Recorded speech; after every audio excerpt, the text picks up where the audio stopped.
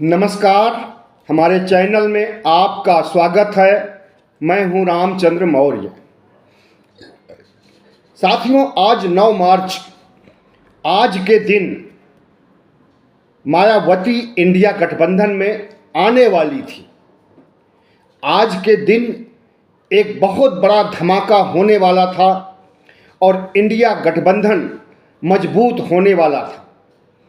लेकिन रातों रात ऐसा समीकरण बदला, या यूं कहें कि प्रधानमंत्री नरेंद्र मोदी और गृह मंत्री अमित शाह का एक फोन आया मायावती के पास और सारे समीकरण बदल गए और उन्होंने सुबह ही ट्वीट कर दिया कि हम इंडिया गठबंधन या किसी भी गठबंधन में नहीं जाएंगे, अकेले चुनाव नहीं लड़ेंगे, कोई मोर्चा भी नहीं बनाएंगे, थर्ड फ्रंट, तीसरा मोर्चा भी नहीं बनाएंगे, बल्कि पूरे देश में हम अकेले चुनाव लड़ेंगे।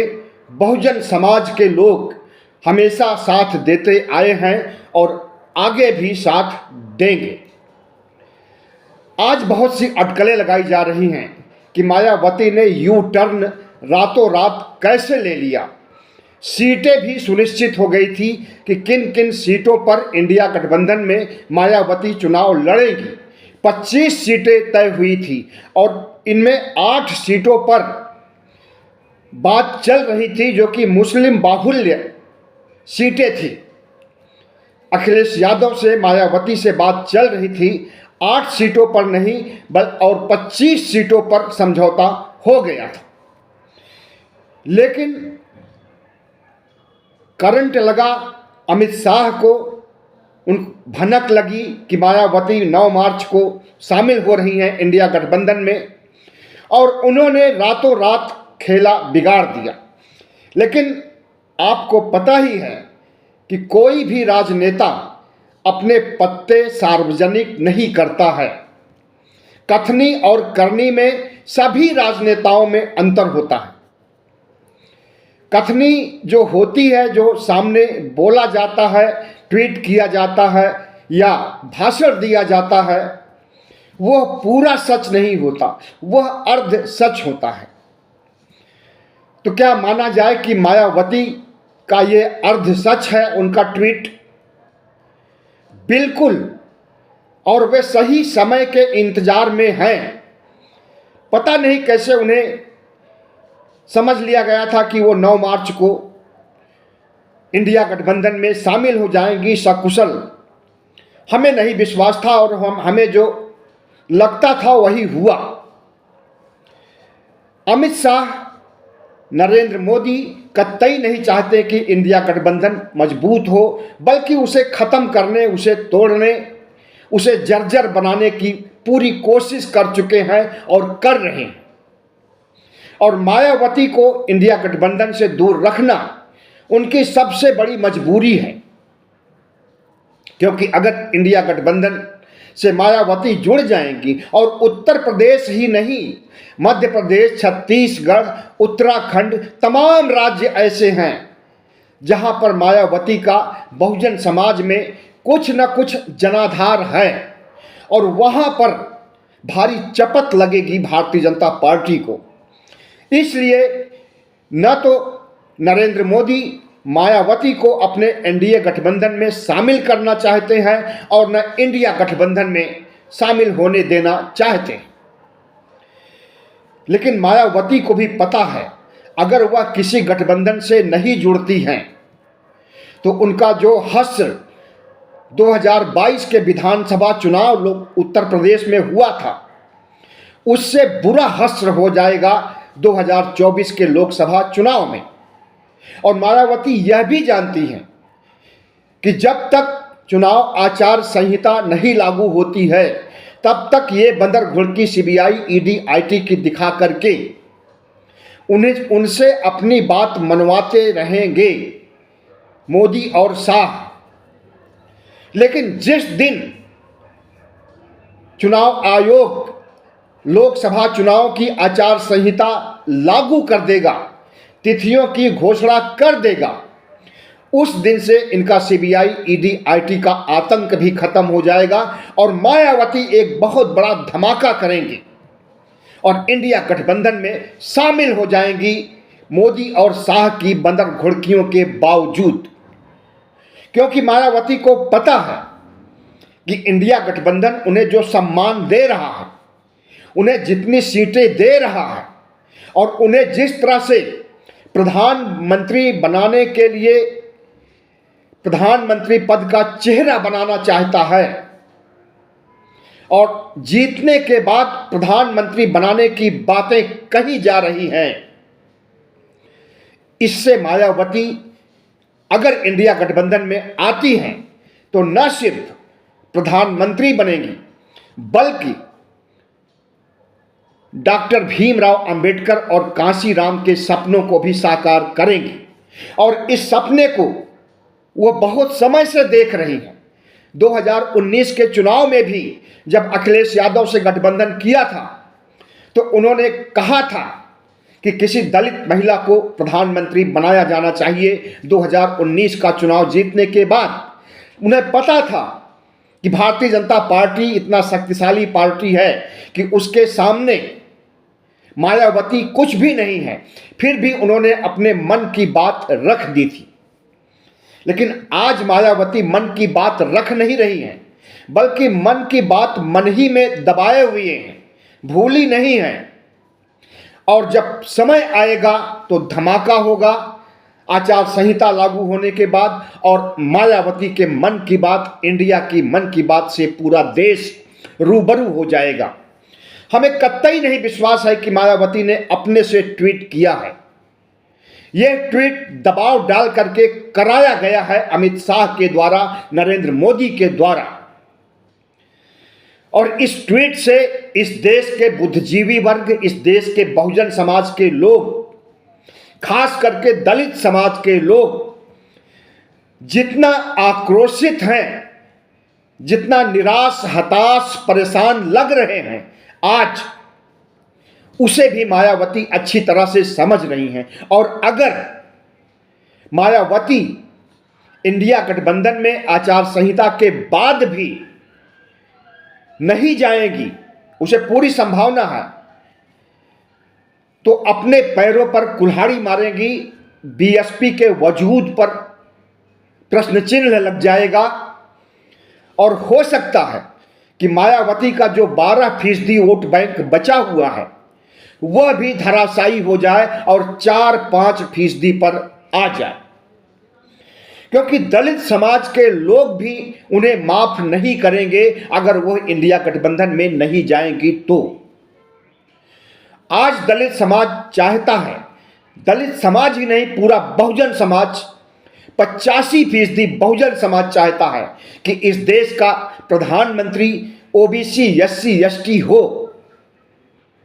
ओबीसी तो कोई ऐसा चेहरा नजर ही नहीं आ रहा है। एक नीतीश कुमार थे, वो फिर से पलटू राम बने और पलट गए, बीजेपी में चले गए।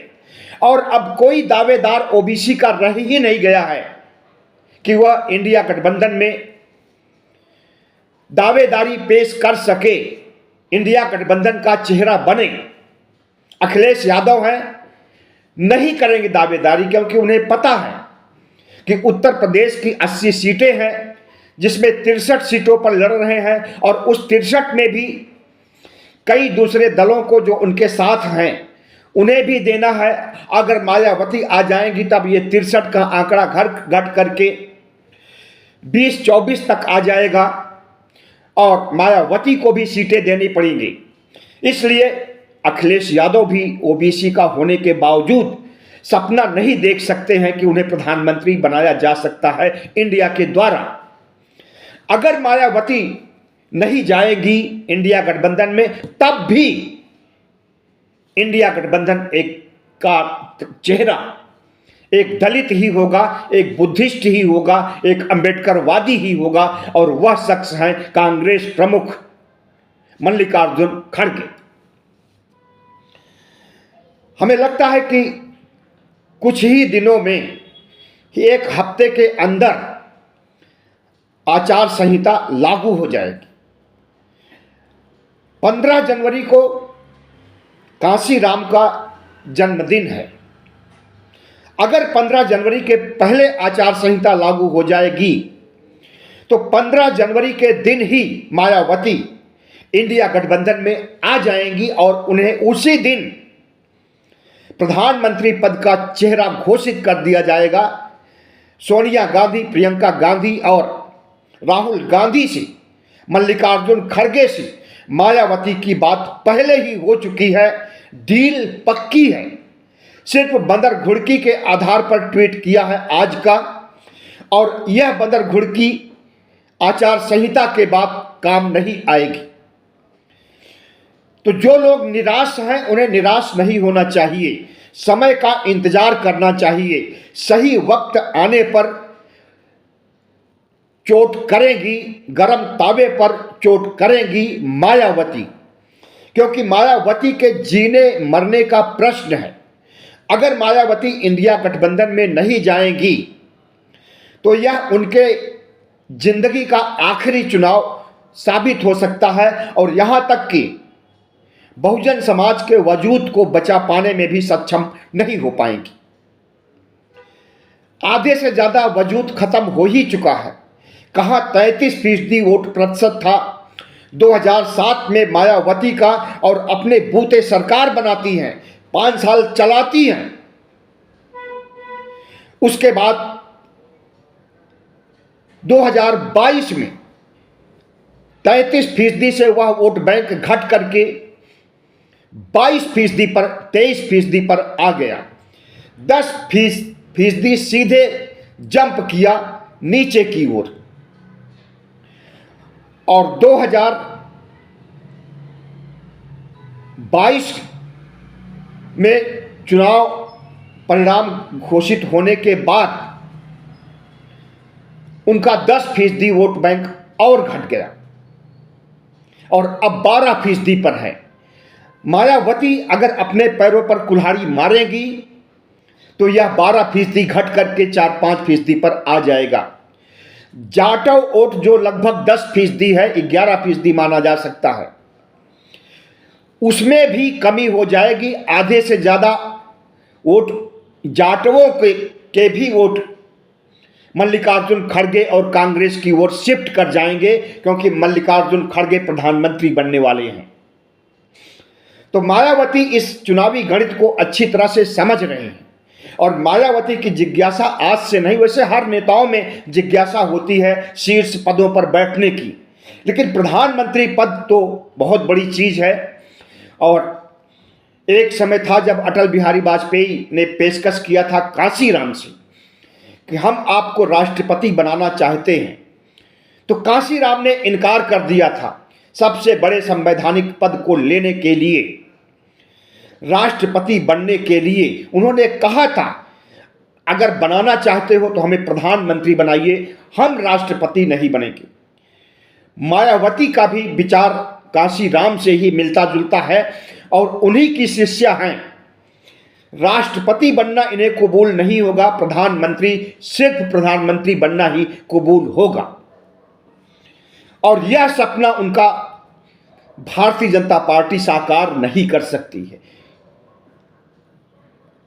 वक्त की नजाकत है कि कांग्रेस और इंडिया गठबंधन उनके इस सपने को साकार कर सकता है, लेकिन मायावती को इसके लिए सबसे पहले डर को त्यागना होगा।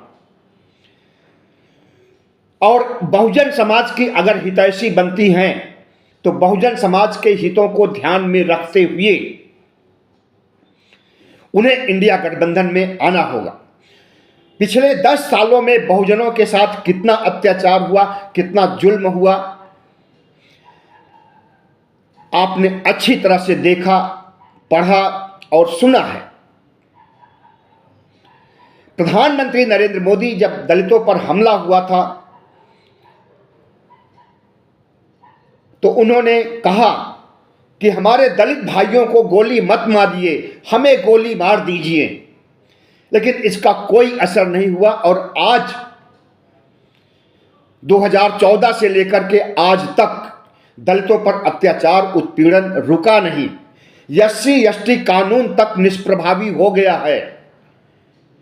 कानून की धज्जियां उड़ाई जा रही हैं और दलितों पर उत्पीड़न, अत्याचार, शोषण, बलात्कार आप देख रहे हैं। हाथरस की लड़की जिसके साथ गैंग रेप हुआ था, हत्या हुई थी, वह भी दलित ही थी। ऐसी तमाम दलित बालिकाओं के साथ यौन उत्पीड़न, बलात्कार हुआ है। शादी के समय कोई भी दलित घोड़ी पर नहीं चढ़ सकता, कोई भी दलित मूछें नहीं रख सकता। आज भी ये घटनाएं देखने में आ रही हैं कि शादी की घोड़ी पर चढ़ने के बाद उन्हें मार दिया जाता है, हाथ पैर तोड़ दिया जाता है, बलात्कार किया जाता है सरेआम। और भारतीय जनता पार्टी उन बलात्कारियों का साथ देती है। हाथरस की गुड़िया जिसके साथ बलात्कार हुआ था, उसके बारे में योगी आदित्यनाथ की पुलिस के मुखिया ने कहा था कि बलात्कार तो हुआ ही नहीं, झूठ है। लेकिन सीबीआई ने साबित कर दिया और मुकदमा चल रहा है। कब तक चलेगा मुकदमा, दंड मिलेगा या नहीं मिलेगा, कुछ नहीं कहा जा सकता। लेकिन इतना जान लीजिए कि जब तक भारतीय जनता पार्टी रहेगी, वर्ण व्यवस्था उसके दिमाग में भरी रहेगी, हिंदू राष्ट्र उसके मन में भरा रहेगा, इस देश को की साझा संस्कृति को नष्ट करने की विचारधारा उसके अंदर पनपती रहेगी, तब तक इस देश के ओबीसी, एससी, एसटी का कल्याण नहीं हो सकता है। विकास की ओर नहीं बल्कि विनाश की ओर ले जाना चाहती है भारतीय जनता पार्टी इस देश के ओबीसी, एससी, एसटी को। विकसित भारत की तो बात करती है, लेकिन मनुस्मृति युग में ले जाने की तैयारी कर ली है, क्योंकि उसे हिंदू राष्ट्र बनाना है, उसे आरएसएस के सपनों को साकार करना है। ऐसे में मायावती को यह सब आभास है, जो होने जा रहा है उसकी आहट है, लेकिन कुछ नहीं कर सकती है। मोदी और शाह की बंदर घुड़की के आगे, सीबीआई, ईडी, आईटी के आगे, लेकिन उन्हें भय त्यागना होगा। लालू और तेजस्वी यादव ने भय त्याग दिया और राष्ट्रीय जनता दल को खड़ा कर दिया नरेंद्र मोदी और नीतीश कुमार के खिलाफ, और लगभग पूरा बिहार का दौरा करके, पदयात्रा करके पूरे बिहार को मोटिवेट करके अपने फेवर में कर लिया है तेजस्वी यादव ने। बिहार से भारतीय जनता पार्टी को उखाड़ फेंकने का आह्वान किया जा रहा है, और जितनी बड़ी रैली 3 मार्च को हुई है बिहार में, उतनी बड़ी रैली सिर्फ बिहार में ही नहीं पूरे भारत में देखने को आज तक नहीं मिली है। 10 लाख से भी ज़्यादा बिहार और बिहार से बाहर के लोग रैली में शामिल हुए थे। इंडिया गठबंधन की रैली थी। उसी तरह की रैली लखनऊ में क्या नहीं की जा सकती है?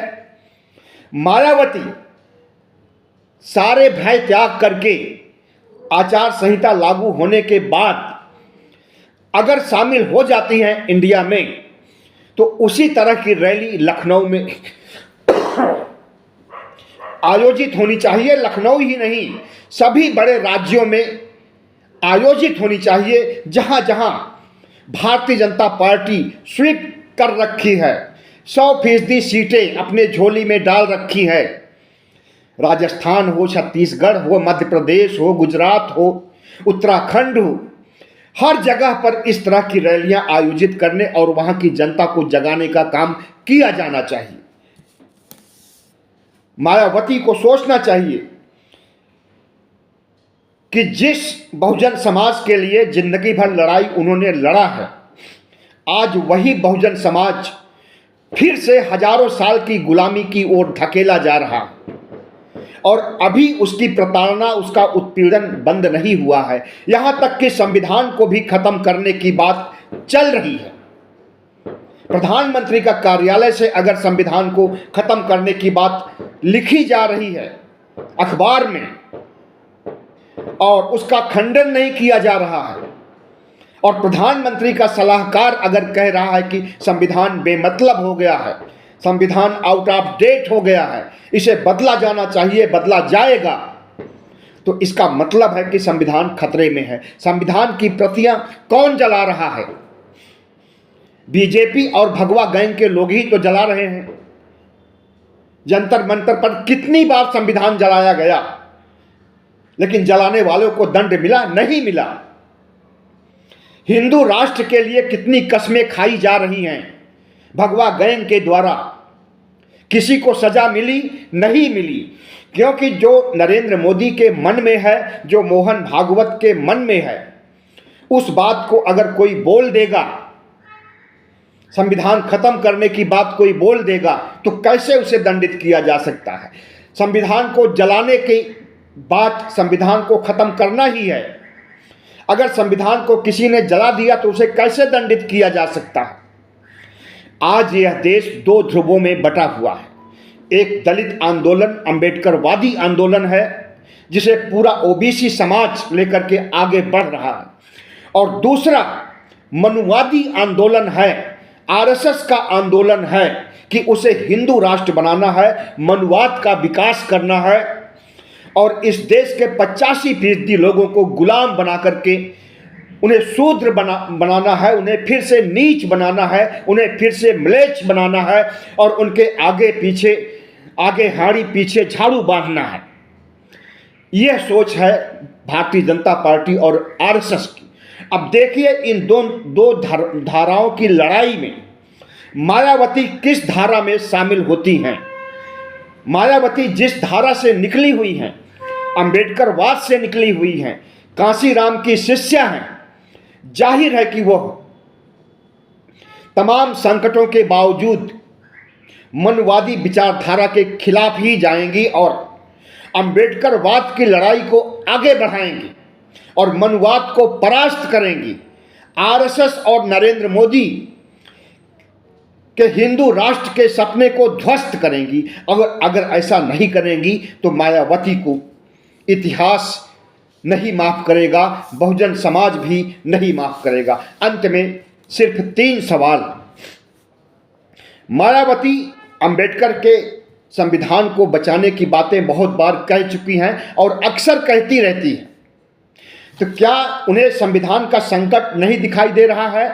कौन लोग संविधान के खिलाफ काम कर रहे हैं, यह नहीं दिखाई दे रहा है? और प्रकारांतर से उनकी हेल्प करना, भारतीय जनता पार्टी की बी टीम बने रहना, भारतीय जनता पार्टी की मदद करना, क्या इससे संविधान की रक्षा हो पाएगी? कतई नहीं हो पाएगी। और मायावती को अपने असली विचारधारा पर आना ही होगा और अंबेडकरवाद को अपना करके अंबेडकर मिशन को आगे बढ़ाना होगा। अगर ऐसा करेंगी तो अपने आप ही भगवा गैंग का हिंदू राष्ट्र का सपना ध्वस्त हो जाएगा और संविधान को खत्म करने की उसकी विचारधारा को भी विराम लग जाएगा। बहुजन समाज की नेता हैं मायावती। बहुजन समाज 85% है। अगर मायावती इंडिया गठबंधन में शामिल होती हैं और प्रधानमंत्री बनती हैं और बहुजन समाज दलित समाज के लिए रचनात्मक काम करती हैं, तो हमें लगता है कि प्रधानमंत्री नरेंद्र मोदी से ज़्यादा समय तक वह प्रधानमंत्री बनी रह सकती हैं। क्योंकि प्रधानमंत्री नरेंद्र मोदी के जो कट्टर अनुयायी या ऊंची जातियों के लोग या ब्राह्मण क्षत्रिय वैश्य हैं, सिर्फ 15% हैं। अगर वो 10 साल तक बनाए रह सकते हैं ओबीसी SC/ST के वोटों को पटा करके, तो क्या मायावती सिर्फ बहुजन समाज के 85% वोटों को ले करके आगे 20 साल 25 साल तक राज नहीं कर सकती हैं? कर सकती हैं। और इसके लिए उन्हें मनोबल दिखाना होगा, डर को त्यागना होगा, इंडिया में शामिल होना होगा। अगर मायावती ऐसा नहीं करेंगी और भारतीय जनता पार्टी के दिखाए रास्ते पर चलेंगी, तो उनकी पार्टी का वजूद खत्म हो जाएगा 2024 के लोकसभा चुनाव के बाद। बहुत बहुत धन्यवाद। हमारे चैनल को सब्सक्राइब कीजिएगा, लाइक कीजिएगा और शेयर कीजिएगा।